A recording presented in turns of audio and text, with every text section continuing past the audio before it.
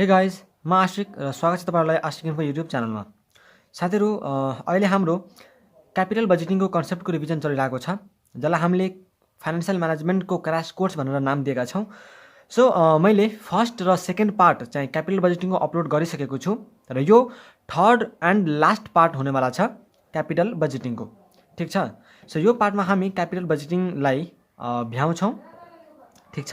र अर्को भिडियोमा हामी फाइनेन्सियल म्यानेजमेन्टको अर्को च्याप्टरलाई कन्सेप्ट रिभाइज गर्छौँ। सो यो हाम्रो क्यापिटल बजेटिङको लास्ट भिडियो हुनेवाला छ, जसमा हामी ब्लक अफ एसेटको कन्सेप्टलाई रिभाइज गर्छौँ। सो ब्लक अफ एसेट चाहिँ तपाईँको एकदमै इम्पोर्टेन्ट कन्सेप्ट हो है रिप्लेसमेन्टको केसमा, हैन। Replacement decision using block of asset concept जसलाई भनिन्छ।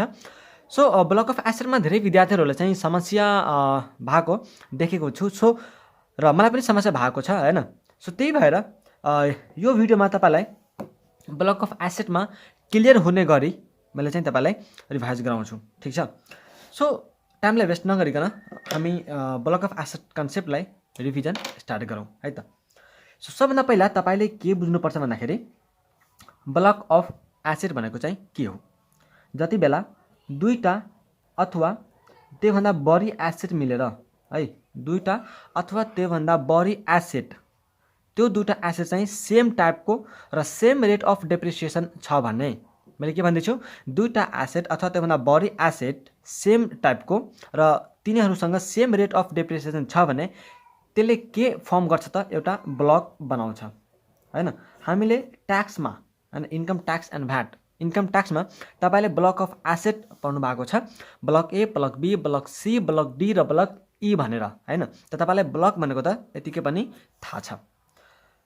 अब हामी के बुझ्छौँ भन्दाखेरि कि ब्लक अफ एसेटको कन्सेप्ट जब आउँछ रिप्लेसमेन्टको केसमा, त्यति बेला जहिले पनि हामी इन्क्रिमेन्टल मेथड मात्रै फलो गर्छौँ। यो कुरो चाहिँ याद राख्नु होला। Incremental method is always followed है, only incremental method is followed in the case of replacement decision using block of asset concept. ठिक छ। सो हामी के गर्छौँ त, इन्क्रिमेन्टल मेथडलाई फलो गर्छौँ जति बेला रिप्लेसमेन्ट हामीले ब्लक अफ एसेटको कन्सेप्ट युज गरेर गर्नुपर्ने हुन्छ। ठिक, यो पनि मैले भने डिफिनेसन भयो, कुन मेथड फलो गर्नुपर्छ भन्ने कुरो पनि भयो। अब यो चाहिँ गर्ने कसरी हो त्यसमा हामी जाउँ है। ब्लक अफ एसेटको केस युज गरेर हामीले रिप्लेसमेन्ट कसरी गर्छौँ त, हैन, त्यो चाहिँ एक्चुअली कसरी गरिन्छ भन्ने कुरा चाहिँ अब हामी सिक्छौँ। सो सबभन्दा पहिला हामी स्टेप 1 लिन्छौँ। स्टेप 1मा हामी के गर्छौँ भन्दाखेरि इन्क्रिमेन्टल इनिसियल क्यास आउटफ्लो भनेर निकाल्छौँ है। इन्क्रिमेन्टल इनिसियल क्यास आउटफ्लो के निकाल्छौँ हामीले, इन्क्रिमेन्टल इनिसियल क्यास आउटफ्लो। ठिक छ। इन्क्रिमेन्टल इनिसियल क्यास आउटफ्लो कसरी निस्किन्छ रे, इनिसियल आउटफ्लो कसरी निस्किन्छ त, आउटफ्लो अफ न्यू एसेट है, आउटफ्लो अफ न्यू एसेट। यो कुरो चाहिँ अब आउटफ्लो अफ न्यू एसेट यो चाहिँ हामीले फर्स्ट पार्टमै सिकिसकेका छौँ कि न्यू एसेटको चाहिँ आउटफ्लो कति हुन्छ भन्ने कुरा, त्यो चाहिँ कसरी निकालिन्छ है, त्यो हामीले सिकिसकेका छौँ। न्यू एसेटको आउटफ्लो कति हुन्छ भन्ने कुरा हामी फर्स्ट पार्टमै सिकिसकेका छौँ। यदि तपाईँले त्यो भिडियो हेर्नु भएको छैन भने गएर हेर्नु होला, च्यानल भिजिट गरेर हेर्न सक्नुहुन्छ, CAP to finance crash course भनेर प्ले लिस्टमा। ठिक। सो आउटफ्लो अफ न्यू एसेटमा तपाईँलाई मैले एकचोटि अझै भनिदिन्छु।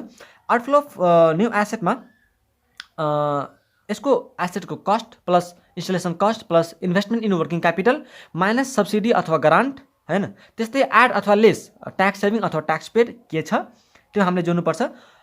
त्यो चाहिँ सबै गरेपछि हाम्रो न्यू एसेटको के हुन्छ त, आउटफ्लो आउँछ।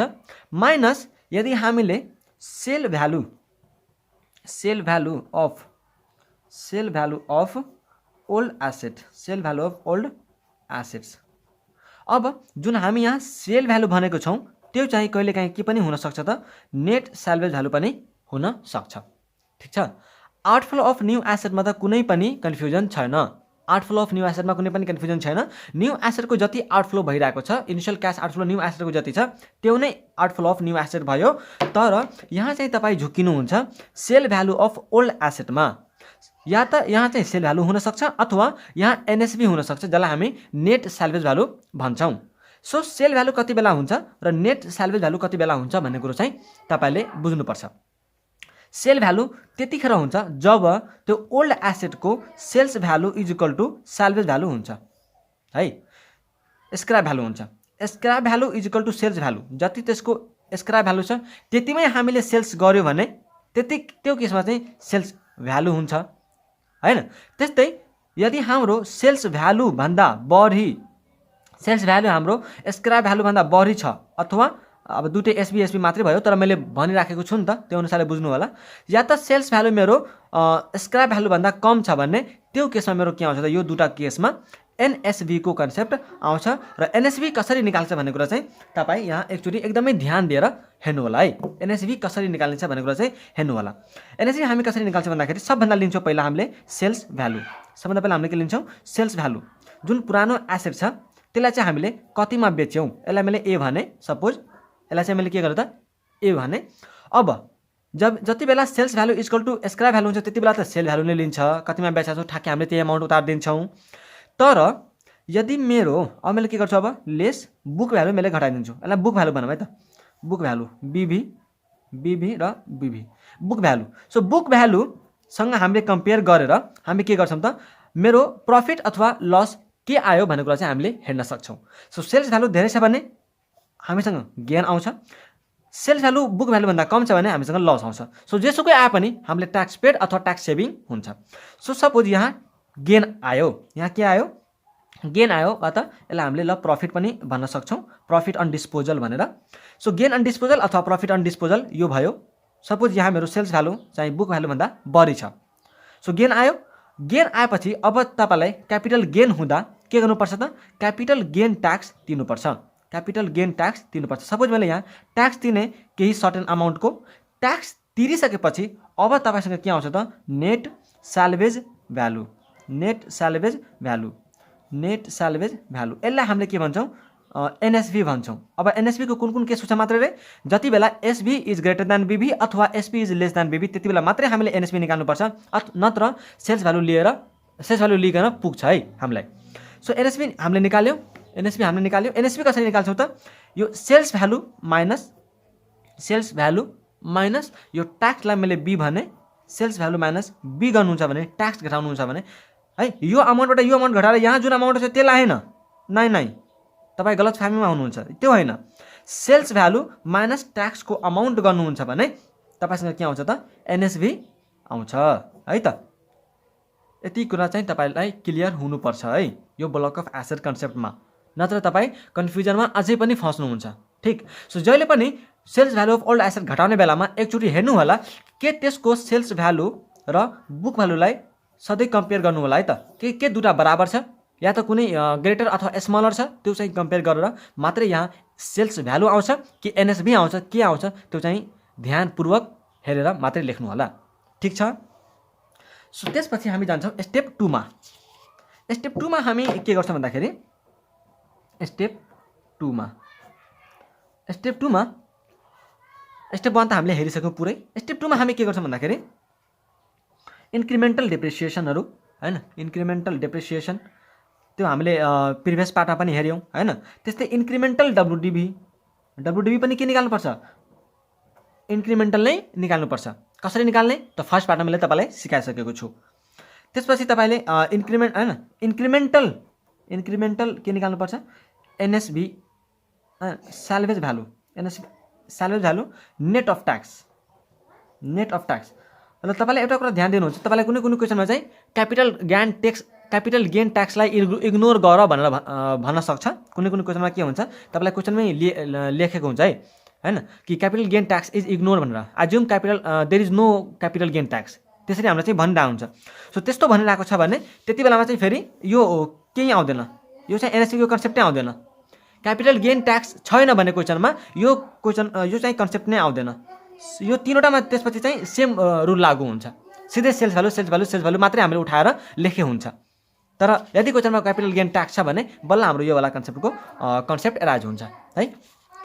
सो यो सबै कुरो चाहिँ तपाईँले निकाल्न सक्नुहुन्छ। इन्क्रिमेन्टल डेप्रिसिएसन, इन्क्रिमेन्टल डब्लुडिबी र incremental salvage value net of tax, त्यो सबै निकालिसकेपछि अब हामीसँग लास्ट स्टेप चाहिँ स्टेप 3 रहन्छ र यसमा हामी के गर्छौँ भन्दाखेरि एनपिभी क्याल्कुलेट गरिदिन्छौँ, जुन हाम्रो के आउँछ त आफै पनि इन्क्रिमेन्टलै आउँछ। किनकि हामी सबै कुरो इन्क्रिमेन्टल निकालेका छौँ भने त एनपिभी के नै आउँछ त आफै पनि इन्क्रिमेन्टल आउँछ। र यसपछि हामी के गर्न सक्छौँ डिसिजन लिन सक्छौँ कि हामीले रिप्लेस गर्नुपर्छ कि पर्दैन भन्ने कुरा चाहिँ तपाईँले डिसिजन लिन सक्नुहुन्छ। ठिक छ। सो यो हाम्रो ब्लक अफ एसेटको कन्सेप्ट। अझै पनि यो सकेको छैन। अब हामी झन् योभन्दा बढी इम्पोर्टेन्ट कन्सेप्टहरूमा चाहिँ छिरिरहेका छौँ है। सो एकदम ध्यान दिएर सुन्नु होला। अब तपाईलाई ब्लक चाहिँ छ, ब्लक एक्जिस्ट गर्छ कि डिस्पोज भइसक्यो भन्ने कुरा कसरी थाहा हुन्छ त? ब्लक एक्जिस्ट छ कि डिस्पोज भइसक्यो भन्ने कुरा कसरी थाहा हुन्छ भन्ने कुरा चाहिँ हुन्छ है त। तपाईले यहाँ एउटा कुरा ध्यान दिएर सुन्नु होला। म तपाईलाई एकदम अटेन्टिभ भएर चाहिँ सुन्न आग्रह गर्छु है। 1 2 3 4 र 5 यो सबै हाम्रो के हो? प्रोजेक्टको लाइफ हो है त। यो के हो? हाम्रो प्रोजेक्टको लाइफ हो। अब तपाईले सिम्पली पहिला के गर्नुहुन्थ्यो त? यहाँ पनि तपाईले डेप्रिसिएसन प्रोभाइड गर्नुहुन्थ्यो, यहाँ पनि डेप्रिसिएसन प्रोभाइड गर्नुहुन्थ्यो हैन। मैले तपाईलाई एकदम ध्यान दिएर सुन्न भनेको छु है। यहाँ पनि तपाईले डेप्रिसिएसन प्रोभाइड गर्नुहुन्थ्यो, यहाँ पनि डेप्रिसिएसन प्रोभाइड गर्नुहुन्थ्यो। अब ब्लक अफ एसेटको कन्सेप्टमा पनि यहाँ पनि तपाईले के गर्नुहुन्छ त? यदि प्रोजेक्टको लाइफ 5 वर्षको छ भने हामी 4 वर्षसम्म त डेप्रिसिएसन प्रोभाइड गर्छौँ, सबै वर्षमा गर्छौँ। तर 5th इयरमा डेप्रिसिएसन प्रोभाइड गर्नुभन्दा पहिला, यसको मतलब के बुझ्नुभयो? प्रोजेक्टको लाइफ इन्डको जुन छ नि, प्रोजेक्टको लाइफ जुन सालमा इन्ड भइरहेको छ त्यो सालमा डेप्रिसिएसन प्रोभाइड गर्नुभन्दा पहिला हामी एकछिन रोक्नुपर्छ। अब रुकेर के गर्ने त? रुकेर के गर्ने? अब हेर्ने। अब के गर्ने? अब हेर्ने। के हेर्ने? ठिक छ। यहाँ मैले के भने? प्रोजेक्टको जुन लाइफको इन्ड अफ प्रोजेक्ट लाइफ छ त्यहाँ आएर चाहिँ तपाईले डेप्रिसिएसन प्रोभाइड गर्नुहुन्न। पहिला सबै वर्षमा चाहिँ तपाईले गर्नुहुन्छ, तर जब तपाईको लास्ट इयर आउँछ त्यति बेलामा चाहिँ तपाईँ एकछिन रुक्नुहुन्छ र रुकेर तपाईँ के हेर्नुहुन्छ भन्दाखेरि के मेरो ब्लक एक्जिस्ट हो कि डिस्पोज भइसकेको छ, त्यो कुरो हेरेर बल्ल डेप्रिसिएसन प्रोभाइड गर्ने कि नगर्ने अथवा के निकाल्नुपर्छ के गर्नुपर्छ भन्ने कुरा चाहिँ तपाईले डिसिजन लिनुपर्ने हुन्छ। सो लास्ट इयरमा आएर तपाईले के गर्नुपर्छ? रुक्नुपर्छ। अनि अब रुकेर तपाईले कहाँ हेर्नुहुन्छ त? तपाईले कहाँ हेर्नुहुन्छ? क्वेशनमा हेर्नुहुन्छ। कहाँ हेर्नुहुन्छ? क्वेशनमा हेर्नुहुन्छ। के मलाई यसले ब्लक सिज भयो भनेर भना छ या त ब्लक डिस्पोज भयो भनेर भना छ? के भना छ त? त्यो तपाईले हेर्नुस्। अब हामीसँग केही एजम्पसन छ, केही हैन, एउटा एजम्पसन छ। के एजम्पसन छ भन्दाखेरि यदि तपाईलाई केही पनि क्वेशनमा स्पेसिफाई गरेन, यदि तपाईलाई क्वेशनमा केही पनि स्पेसिफाई गरेन भने त्यति बेला हामी ब्लक चाहिँ डिस्पोज भयो भनेर एज्युम गर्छौं। सुन्नु भयो कि भएन? मैले के भने? यदि तपाईलाई क्वेशनमा के पनि स्पेसिफाई गरेन, ब्लक छ कि छैन भन्ने कुरा के पनि स्पेसिफाई गरेन भने ब्लक चाहिँ डिस्पोज भइसकेको छ भन्ने कुरा चाहिँ एज्युम गर्छौं। ठीक छ? त्यो कुरा चाहिँ तपाईले बुझ्नु भयो। ठीक। अब यदि डिस्पोज भएको छैन भने, अब त डिस्पोज भइसक्यो भने त ब्लक एक्जिस्ट त छैन। ध्यान दिनु होला है। ब्लक डिस्पोज भयो भने के हुन्छ? एसेट त रहँदैन है। ब्लक डिस्पोज भयो भने एसेट रहँदैन। त एसेट नै छैन भने के हामीले डेप्रिसिएसन क्याल्कुलेट गर्छौं? हैन, लजिक युज गर्नुस् तपाई। मेरो एसेट यदि डिस्पोज भइसक्यो भने के मलाई डेप्रिसिएसन प्रोभाइड गर्नुपर्छ? पर्दैन, किनकि एसेट नै छैन भने डेप्रिसिएसन केमा लाउनु भन्ने कुरो हुन्छ है। सो एसेट डिस्पोज भएको छ भने हामीले के गर्नुपर्छ? डेप्रिसिएसन चाहिँ लगाउनु पर्दैन लास्ट इयरमा है। मेसिनको लाइफको लास्ट इयरमा हामीले डेप्रिसिएसन लगाउनु पर्दैन। कति बेला? जब ब्लक सिज हुन्छ अथवा डिस्पोज भएको छ। र हामीले के भन्यौं कि जब क्वेशनमा के पनि स्पेसिफाई गरेको हुँदैन त्यति बेला हामी क्वेशनमा एसेट डिस्पोज भएको छ, ब्लक डिस्पोज भएको छ भनेर एज्युम गर्छौं र हामी डेप्रिसिएसनलाई प्रोभाइड गर्दैनौं। डेप्रिसिएसन प्रोभाइड नगरेपछि हामीले के गर्नुपर्छ त भन्ने कुरो हुन्छ। सो डेप्रिसिएसन तपाईले यदि प्रोभाइड गर्नु भएन भने तपाईले के गर्नुपर्छ? त्यो मेसिनको एनएसभी निकाल्नुपर्छ, नेट सेल्भेज भ्यालु, जुन कि मैले तपाईलाई यहाँ निकाल्न सिकाइदिएको छु। यही सेम प्रोसेस हुन्छ र एनएसभी निकाल्नुस् र यो एनएसभी लाई तपाईले फाइनल इयरको है त फाइनल इयरको सी फ्याटमा गएर एड गरिदिनु हुन्छ। फाइनल इयरको सी फ्याटमा क्याश फ्लो आफ्टर ट्याक्समा गएर एड गरिदिनु हुन्छ। ठीक छ? यति। यो थियो कुन बेला? जब हाम्रो एसेट सिज्ड हुन्छ अथवा ब्लक रहँदैन। तर सपोज मेरो एसेट चाहिँ के भयो? क्वेशनमै मलाई भनेको छ कि ब्लक चाहिँ डिस्पोज भएको छैन। त ब्लक हैन। ब्लक यदि मेरो डिस्पोज भएको छैन भने त ब्लक के हो मेरो एक्जिस्ट गर्छ र जति बेला एक्जिस्ट गर्छ त्यति बेला हामीले के गर्नुपर्छ भन्दाखेरि एसेट छ भने हाम्रो डिप्रिसिएसन पनि प्रोभाइड गरिदिनु पर्छ। ठीक छ। सो यो एउटा कन्सेप्ट हो, यसकै पार्ट हो, तर यसलाई चाहिँ मैले इम्पोर्टेन्ट नोट भनेर भन्छु है। इम्पोर्टेन्ट नोट हो यो, यसलाई चाहिँ तपाईँले एकदम ध्यान दिएर हेर्नुपर्ने हुन्छ किनकि यस्तै कुराहरूमा चाहिँ विद्यार्थीहरू प्रायः झुकिरहेको हुन्छ है। सो यसपछि हामीसँग एउटा नोट छ अझै मेरो, यो पनि इम्पोर्टेन्ट नोट नै हो मेरो है। यो नोट चाहिँ अब एकछिन डिस्कस गरौँ अनि त्यसपछि हाम्रो हेरौँला। नोट 2 मैले यसलाई भन्छु, एउटा चाहिँ योभन्दा पहिला मैले भने, अब यो चाहिँ नोट 2 हो सपोज हैन। यसमा तपाईँलाई क्वेसनमा एउटा लाइन दिएको हुन्छ, त्यो लाइन यदि तपाईँलाई क्वेसनमा देखियो भने तपाईँले त्यसको चाहिँ के ट्रिटमेन्ट गर्नुपर्छ भन्ने कुरो हुन्छ है। ठीक छ। मैले तपाईँलाई के भनिरहेछु भन्दाखेरि यदि तपाईँलाई क्वेसनमा यो लाइन तपाईँलाई क्वेसनमा देखियो भने तपाईँलाई यसको के ट्रिटमेन्ट गर्नुहुन्छ भन्ने कुरा चाहिँ अब हामी डिस्कस गरौँ है त।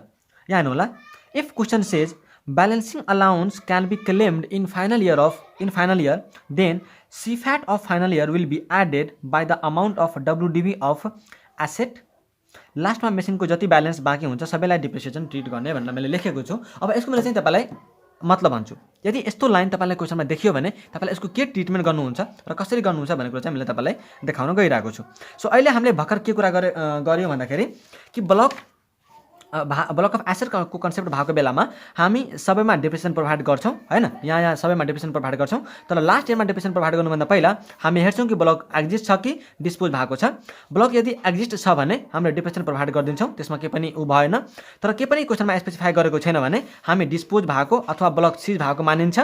ब्लक डिस्पोज भएको बेलामा हामी डिप्रिसिएसनलाई प्रोभाइड गर्दैनौँ। डिप्रिसिएसन प्रोभाइड नगरिकन हामीले के निकाल्नुपर्छ, एनएसपी निकाल्नुपर्छ। एनएसपी निकाल्ने तरिका मैले तपाईँलाई यहाँ भनिदिएको छु। एनएसपी निकालेर तपाईँले के गर्नुहुन्छ, फाइनल इयरको सीफाटमा त्यसलाई एड गरिदिनु हुन्छ। यो कुरो चाहिँ मैले तपाईँलाई भने। अब यहाँ के छ त, यो लाइन यदि तपाईँलाई देखियो भने के गर्ने, यसको मतलब के हो, तपाईँलाई एउटा इक्जाम्पल भन्छु। सपोज यो के हो भन्दाखेरि यो चाहिँ नेपाल गभर्मेन्ट हो है। यो चाहिँ के हो त, नेपालको गभर्मेन्ट हो। यसले एउटा अमेरिकन कम्पनी बी लिमिटेडसँग के गरेको छ भन्दाखेरि एउटा कन्ट्र्याक्ट गर्यो कि तपाईँले नेपालमा आएर के गर्नुहोस् भन्दाखेरि ट्रेनको सबै कुरो चाहिँ एस्टाब्लिस गरिदिनुहोस्, मतलब ट्रेन चलाइदिनुहोस् नेपालमा। अनि यसबाट ट्रेनबाट 5 वर्षसम्म जति पनि रेभेन्यू आउँछ अथवा 15 वर्षसम्म, 15 वर्षसम्म तपाईँको जति पनि रेभेन्यू आउँछ त्यो सबै रेभेन्यू चाहिँ तपाईँले के गर्नु होला, तपाईँले आफैसँग राख्नु होला। र 15 सालपछि चाहिँ यो जति पनि तपाईँले गर्नुभएको छ ट्रेनको सबै प्रोजेक्ट त्यो चाहिँ कसको हुन्छ त, नेपाल गभर्मेन्टको हुन्छ भनेर एउटा एग्रिमेन्ट गरेको छ। सो यस्तो बेलामा के हुन्छ भन्दाखेरि कि सरकारले ब्यालेन्सिङ अलाउन्सलाई तपाईँले पुरै डिप्रिसिएसन ट्रिट गर्न पाउनुहुन्छ भनेर चाहिँ एउटा दिएको हुन्छ है, छुट दिएको हुन्छ। जस्तै यसलाई मैले 5 बनाऊँ, अलिक सजिलो हुन्छ मलाई लेख्नलाई होइन। यहाँ 1 2 3 4 अनि 5। ठिक छ। त यहाँ सपोज मैले तपाईँलाई के भन्दैछु भन्दाखेरि कि यो 10 लाखको के छ भन्दाखेरि एसेट छ होइन, एउटा प्रोजेक्ट थियो 10 लाखको। यसमा अब 15% चाहिँ डिप्रिसिएसन लागिरहेको थियो WDB मेथडमा हैन। WDB मेथडमा चाहिँ के भइरहेको थियो, 15% को डिप्रिसिएसन लागिरहेको थियो। फर्स्ट इयरमा लाग्यो, सेकेन्ड इयरमा लाग्यो, थर्ड इयरमा लाग्यो, फोर्थमा नि लाग्यो। अब फिफ्थ इयरमा के छ त, यो प्रोजेक्टको लाइफ त सकिरहेको छ हैन। यो बी लिमिटेडले अब के गर्छ, यो ट्रेनको प्रोजेक्टलाई नेपाल सरकारलाई दिनेवाला छ हैन। त यहाँ मैले कति डिप्रिसिएसन चार्ज गर्नु त, यहाँ पनि मैले यदि 15% नै चार्ज गरेँ भने, WDB को 15% नै चार्ज गरेँ भने त मलाई WDB लास्टमा त एकदमै धेरै यतिकै बाँकी हुन्छ नि त, यतिकै धेरै बाँकी हुन्छ हैन। बुझ्नुभयो। यदि मैले 15% को गर्दै गएँ भने त यहाँ एउटा डिप्रिसिएसन, यहाँ डिप्रिसिएसन, यहाँ डिप्रिसिएसन, यहाँ पनि डिप्रिसिएसन, यहाँ पनि डिप्रिसिएसन हुन्छ र अर्को वर्षमा पनि डिप्रिसिएसन काटिँदै जान्छ हैन, किनकि यो त WDB मेथड हो, यहाँ त सकिँदैन यसमा। त यहाँ फिफ्थ इयरमा काटेर पनि मेरो WDB के हुन्छ, बाँकी बचिरहेको हुन्छ।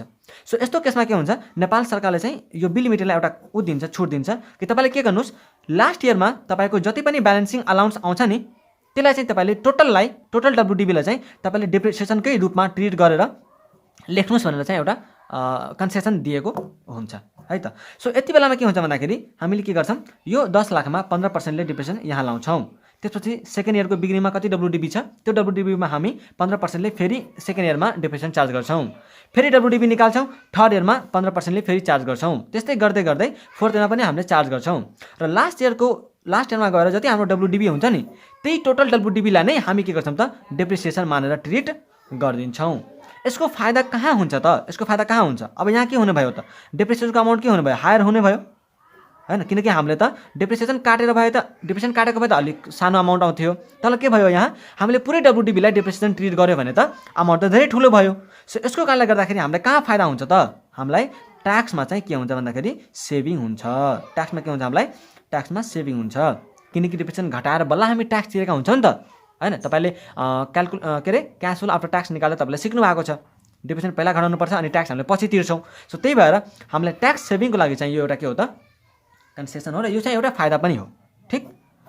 सो यो थियो हाम्रो ब्लक अफ एसेटको पुरै कन्सेप्ट। ठिक छ।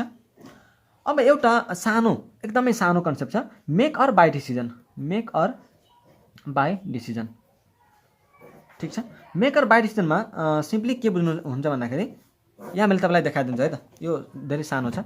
It is the action of deciding between manufacturing an item internally or buying from an external supplier. कुनै पनि सामान मैले आफै बनाउनु कि म बाहिरको एक्सटर्नल सप्लायरबाट लिनु भन्ने डिसिजन जुन हामीले गर्छौँ त्यसलाई नै के भन्छ? मेक अर बाइङ डिसिजन भन्छ। सो तपाईँले सिम्पली के भन्न सक्नुहुन्छ भन्दाखेरि तपाईँले आफै सामान बनाउँदा पनि के हुन्छ त? कस्ट इन्कर हुन्छ। बाई गर्नु छ भने तपाईँले पनि पर्चेज कस्ट अथवा धेरै कस्टहरू चाहिँ यहाँ पनि इन्कर हुन्छ हैन। त सिम्पली हामीले के गर्छौँ? यहाँ कस्ट कति लाग्छ, यहाँ हामीले कति कस्ट लाग्छ, दुईटैको के निकाल्छौँ? पीबी निकाल्छौँ। यहाँको P present value of cost र यहाँको प्रेजेन्ट भ्यालु अफ कस्ट, जुनको के हुन्छ? कस्टको केसमा हामीले के गर्छौँ? जुन लोवर छ त्यसलाई हामीले के गर्छौँ त? सिलेक्ट गर्छौँ। यही हो मेन कन्सेप्ट यसको, मेक अर बाई डिसिजनको। यसमा अरू केही पनि छैन। ठिक छ। सो हाम्रो यहाँ चाहिँ हामी क्यापिटल बजेटिङको कन्सेप्टलाई भ्यायौँ। हाम्रो क्यापिटल बजेटिङ पुरै सकियो भनेर भन्दा पनि हुन्छ। अब मैले फाइनेन्सियल म्यानेजमेन्टको अर्को च्याप्टर रिभाइज गरिसकेपछि यसको मैले केही इम्पोर्टेन्ट टर्म्सहरू फेरि पनि म अर्को भिडियोमा एडिसनल कन्सेप्ट भनेर म रिभाइज गराउने नै छु। सो आजलाई हामीले यति नै गर्छौँ। Thank you so much for watching this video. Take care, bye bye. र यदि तपाईँलाई भिडियो मन परेको छ भने प्लिज भिडियोलाई लाइक गर्नुहोस्, च्यानललाई सब्सक्राइब गरेर बेल बटनलाई थिच्न नबिर्सनुहोस् र आफ्नो साथीभाइहरूलाई पनि सेयर गर्नु होला। ठिक छ। सो आजलाई हामीले यति नै गर्छौँ। Take care, bye bye and all the best for the exams.